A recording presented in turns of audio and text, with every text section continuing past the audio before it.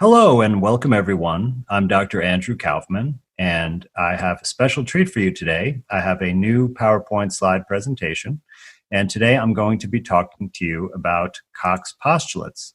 I know many of you have been asking questions about that. I'm going to share my screen now. I'm sorry about that one. I chose the wrong thing. So here we go. As I said, the title of today's presentation is Cox postulates, have they been proven for viruses? Or the rooster in the river of rats. And please visit me at my website, andrewkaufmanmd.com, where you can request consultations or interviews. You can ask questions, leave general comments or other feedback, or just in general get in touch with me. And the name of my YouTube series is called Medicamentum Authentica. And it's on my YouTube channel under Andrew Kaufman. And I also have a channel on BitChute, Dr. Andrew Kaufman. So please find me there as well. Okay, so let's talk about what Cox postulates are. So there are 4 postulates, and these are some common sense rules that were formulated originally in the late 1800s to provide a way to determine if a microorganism or germ causes a disease. So the first postulate is the microorganism must be found in abundance in all organisms suffering from the disease, but should not be found in healthy organisms. Pretty common sense. Number 2, the microorganism must be isolated from a diseased organism or a person and grown in a pure culture. 3, the cultured microorganism should cause disease when introduced into a healthy organism. So once you've isolated it from a sick person and purified it, then you can put it into a healthy person and cause the same disease. And 4th, you must be able to re-isolate that organism from the person that you made sick. And if you can do all these steps, you've proved pretty much conclusively that that microorganism or germ causes the disease. So I came across this article that some of my viewers sent me, and it claims that Cox postulates have been fulfilled for the SARS virus. And this was published back in 2003 in Nature, which is one of the most prestigious scientific journals.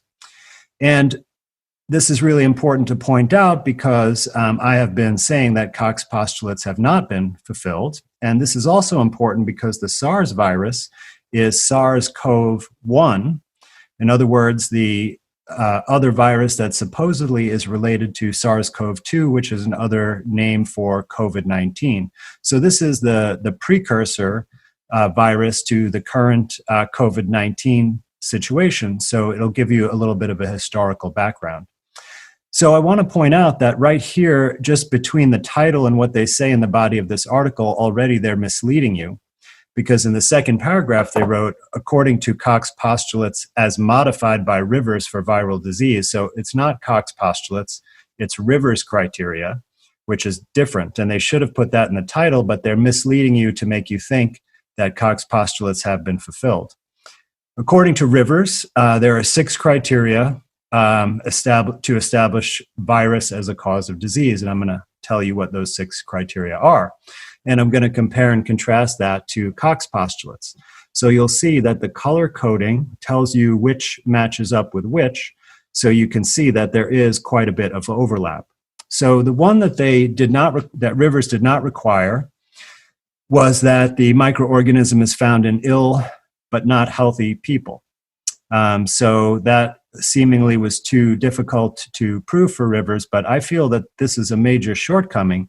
Because if you can't find a virus in a sick person with the disease that you're looking at, then how can you really say that it causes that virus? However, I'm going to give it a pass because they're using the Rivers criteria, so I will apply the Rivers criteria. And you can see that it definitely requires isolation of the virus from a diseased host, just like Cox criteria. And also, there's a slight difference in how it's cultivated because viruses are not living organisms. They can't reproduce on their own. So you cannot grow them in a pure culture. So for example, if you isolated, let's say, Staphylococcus from a sick person, you could grow that Staphylococcus in a pure culture that will only be Staphylococcus cells. But with a virus, since they can't reproduce and they're not alive, you can't grow them in a pure culture of just virus particles. So you need to have host cells. So that would be cells basically from the person who is ill or the source of the virus in the first place. Now, there's the third criteria of Rivers, which is not in Koch's postulates, which is proof of filterability. And this is important because the virus particles are very, very tiny in the nanometer scale, which is a billionth of a meter. And so if they have a filter with very, very small pores, much smaller than the masks people are wearing, only the particles that are considered to be a virus can pass through, and all of the other cells, like the host cells or any bacteria or fungal cells that are in the mix, will get filtered out. So this is a way to purify the viral particle.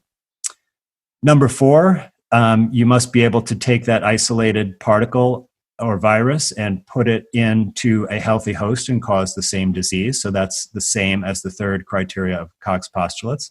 And this is the criterion that is the most important for proving that this agent causes a disease. You can't say that it causes a disease without this step, because before that, even if you find it in people with the disease, it's just an association or a correlation, and that does not prove causation. And I'll give you an example.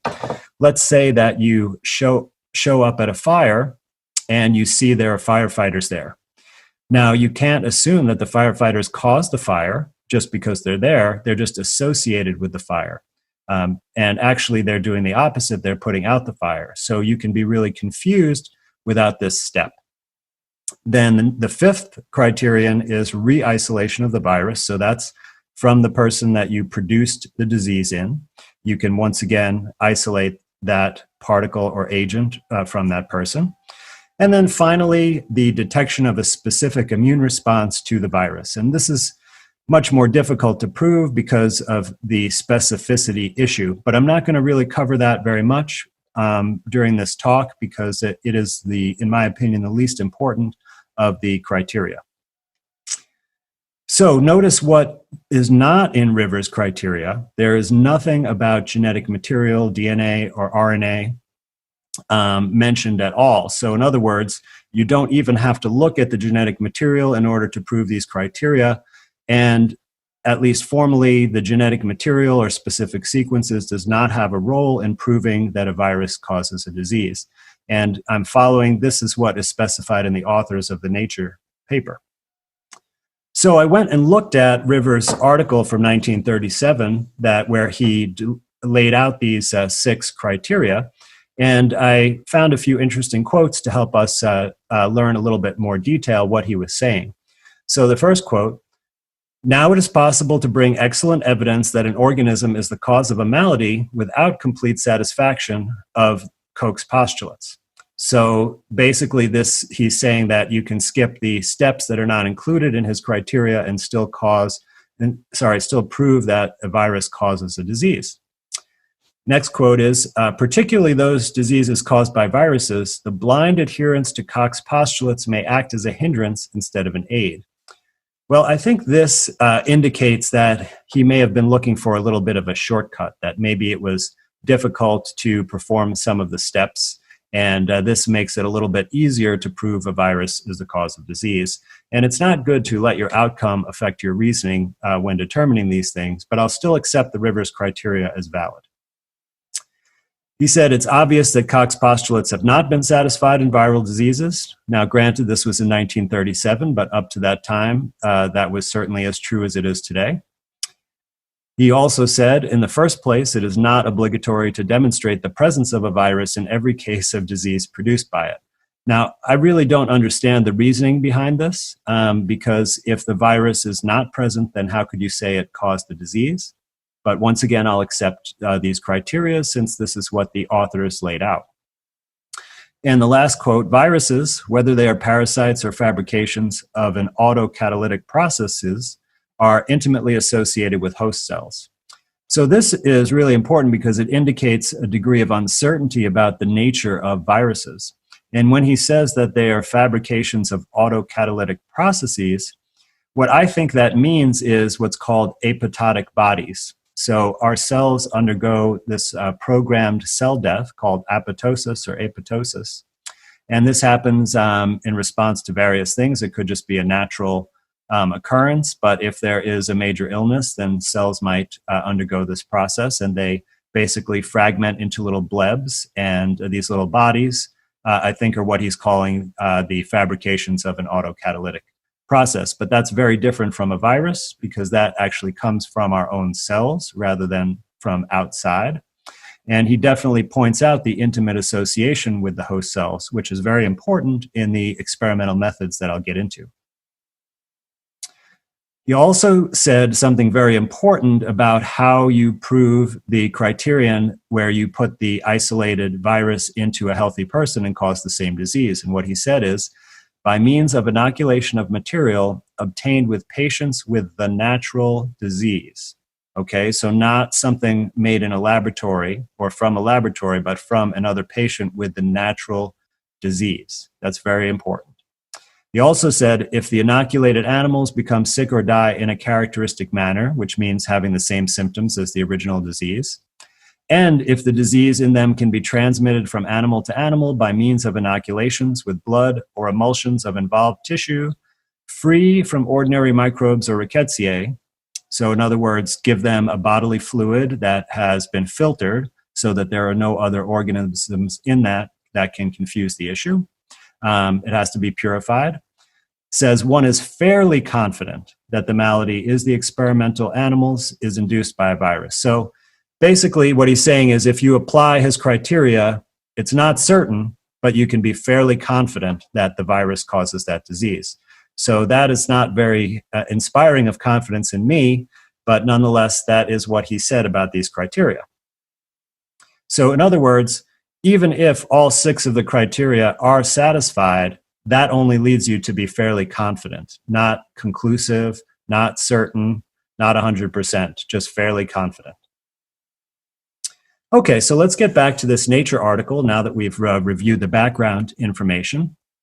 And it goes on to say that the first 3 Rivers criteria, which is isolation of the virus from a diseased host, number 2, cultivation in host cells, and number 3, proof of filterability, have been met for the SARS coronavirus by several groups. And you see at the bottom these footnotes 2, 3, 4, 5. So I'm going to go through, and they are also in the article here at the top. If I can put my cursor is visible here. So 2, 3, 4. Oh, sorry. This is from a different paper. This is from the one before. So it's at the bottom of this, 2, 3, 4, 5. But I'm going to give all the references in each slides because I went through all those papers. And number 2 is actually the Rivers paper, I believe. But let's see.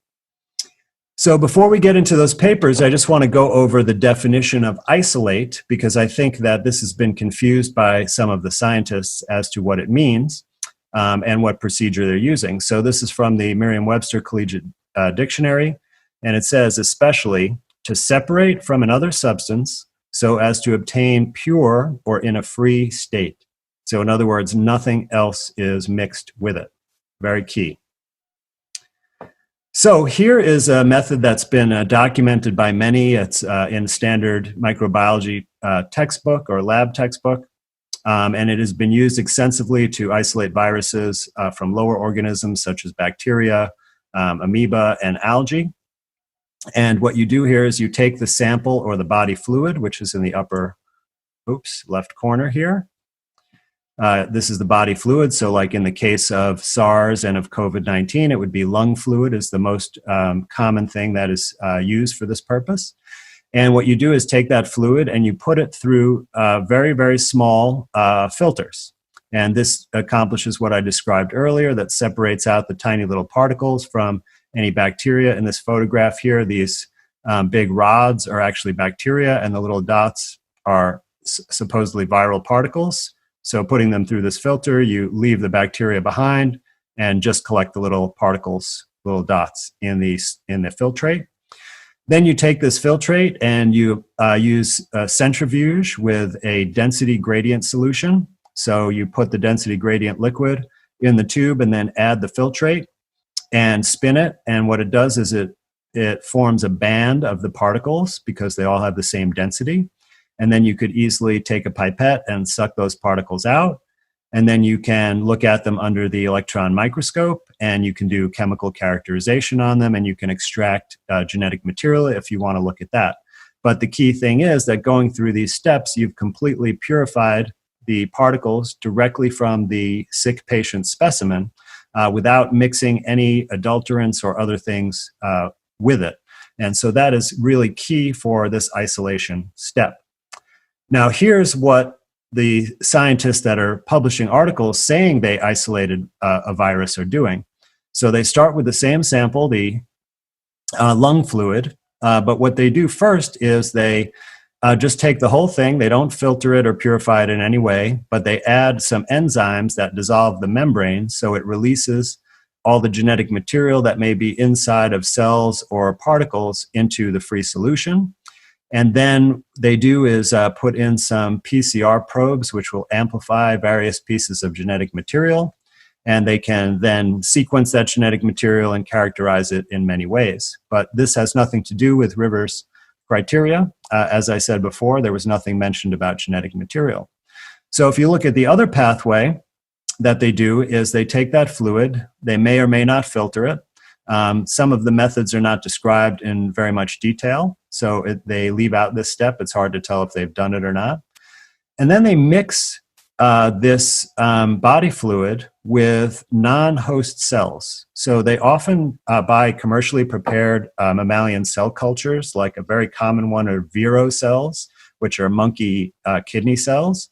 So they basically mix this with some kind of cell culture, and often they add antibiotics, almost in every case that I've seen where there's detailed methods written up.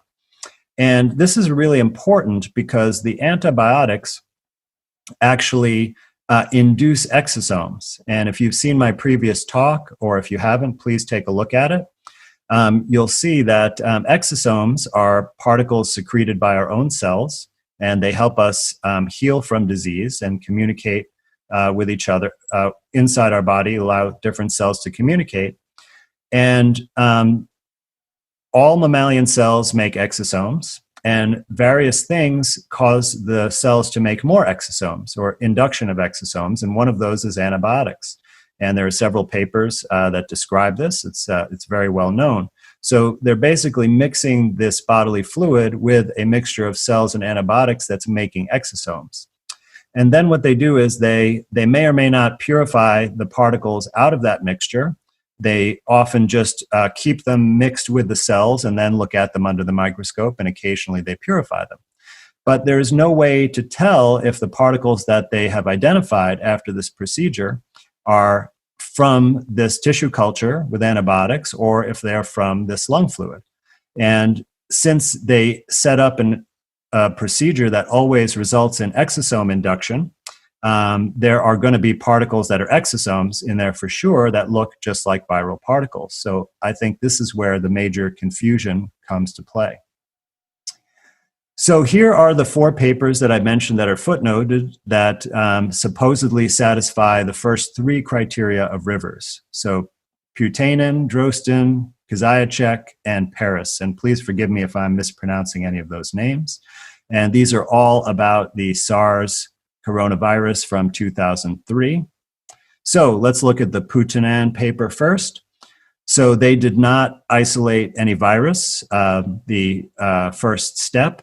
And here's a quote from the article: routine direct virologic examination of all respiratory and stool specimens received from 9 of the 10 patients was completed, yielding negative results. This included negative electron microscopical examination.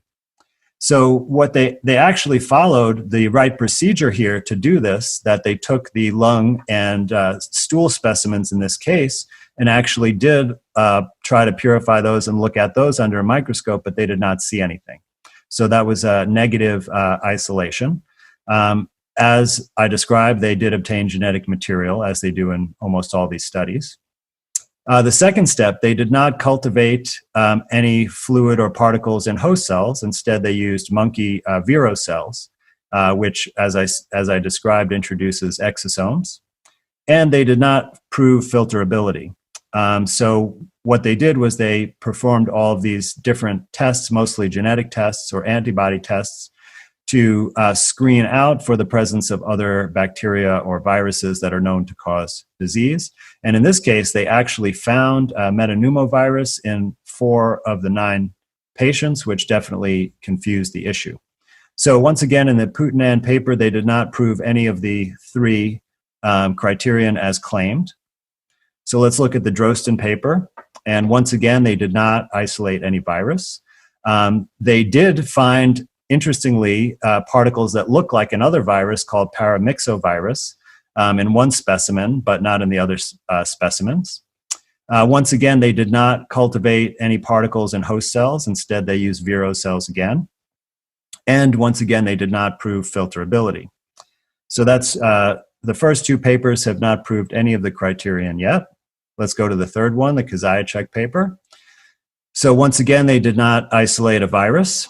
Once again, they did not cultivate in host cells. Instead, they used several different kinds of cells here. I'm not sure what all of these are, but they definitely did not come from the host.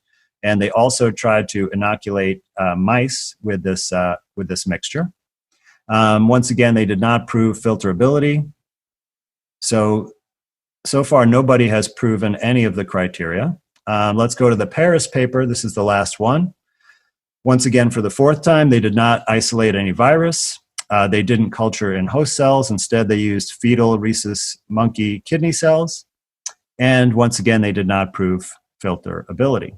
So none of the first 3 were criteria were satisfied by any one of those 4 papers, as stated in the article. So let's go back to the article to look at the remaining 3 criteria, and here's what they said, that the authors of this article, have tested for the 3 remaining criteria, which are the production of comparable disease in the original host species or a related one, re-isolation of the virus, and detection of a specific immune response to the virus. So since they didn't satisfy the first criteria, they didn't have anything isolated, it would be next to impossible to satisfy these 3, but let's see what they said they did. So criterion 4 produced the same disease in the host.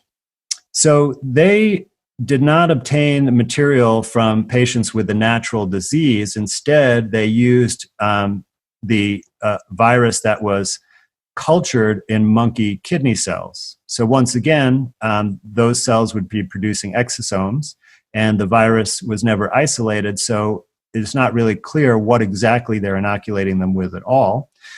However, out of those 2 macaques, and they only did this with 2, only one of them had respiratory symptoms. So in other words, even if you say that they really did inoculate them with something they isolated from a sick person, they didn't cause the same disease in both of the hosts, only in one of them.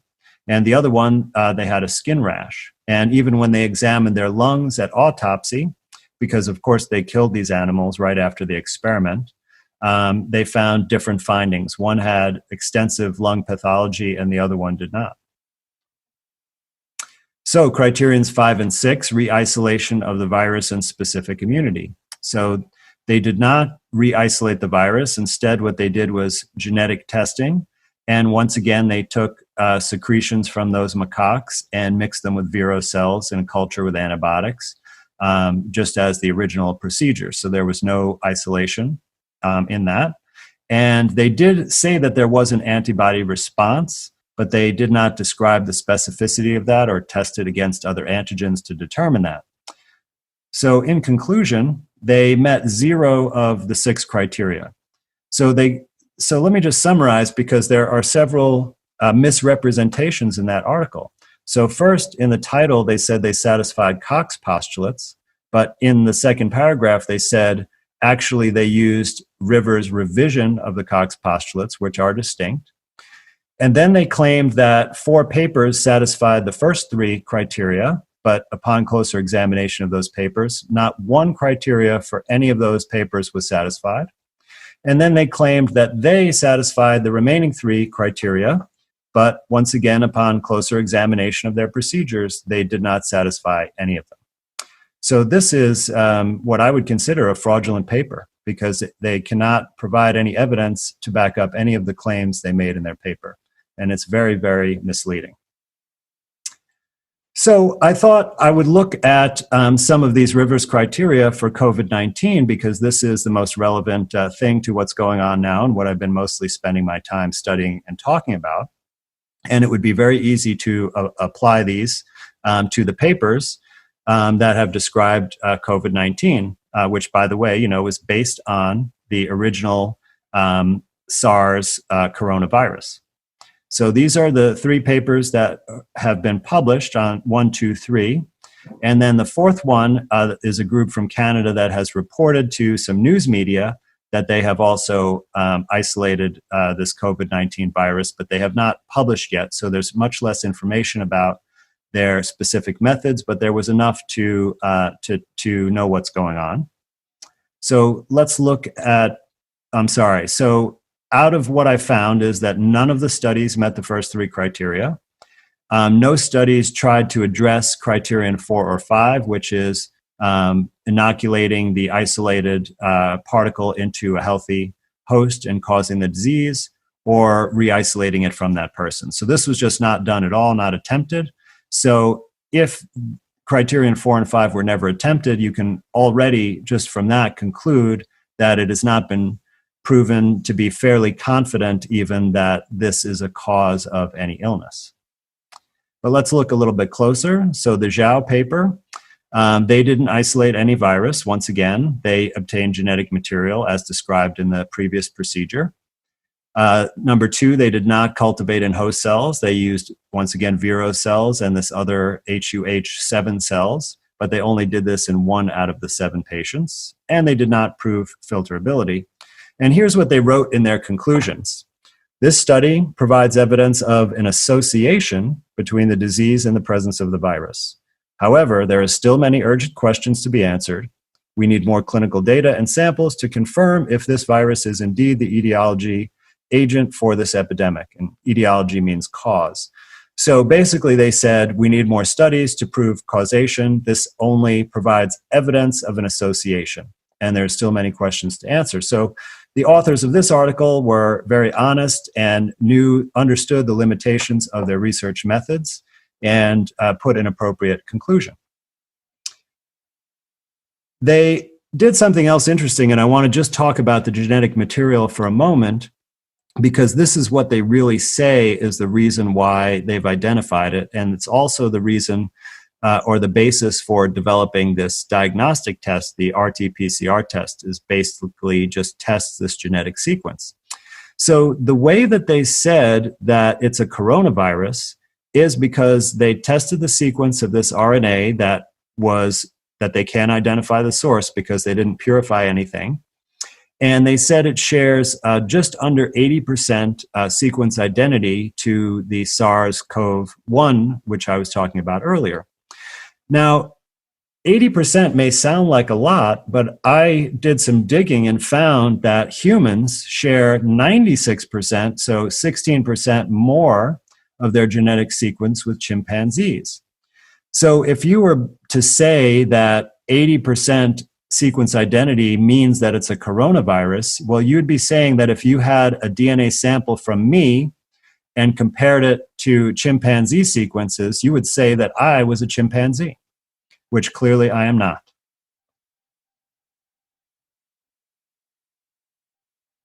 So let's move on to the next of the 3 papers. So the Zhu paper, once again, no virus was isolated. They obtained genetic material. They didn't cultivate in host cells, and this time they used lung cancer cells. Now, they don't call it that in the paper. What they say is that they are lung epithelial cells taken from biopsies of lung cancer patients.